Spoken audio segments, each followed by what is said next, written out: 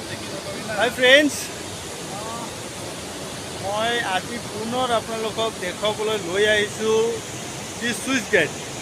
এই খান্দং যিটো আমাৰ পাৱাৰ প্ৰজেক্ট সেই পাৱাৰ প্ৰজেক্টৰ চুইচ গেট এই পানী বগা বগাবোৰ গোটেইখিনি পানী তো এনেকুৱা চুইচ গেট পানী ইয়াৰ ওপৰত কিমান ফুট কমচে কম 40 ফুট ওপৰৰ পৰা খুলি পেলাই ওপৰৰ পৰা পানী আহি আছে চুইচ গেটটো কিমান ধুনীয়া লাগিছে চাব পাৰে আৰু এয়া এক চাবলগীয়া ঠাই হয়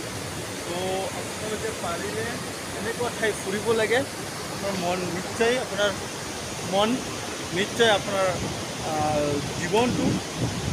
পুৰা সুখী হ'ব মই ভাবোঁ তো আপোনালোকে প্লিজ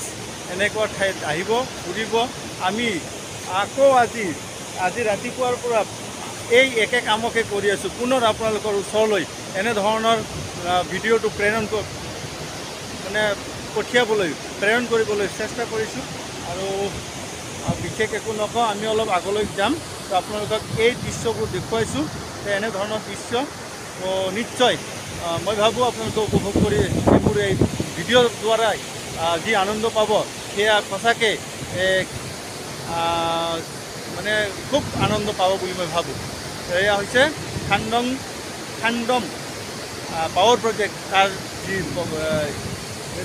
চুইচ গেট এই চুইচ গেট ইয়াৰ ওপৰত এইটো সদায় অন থাকে বা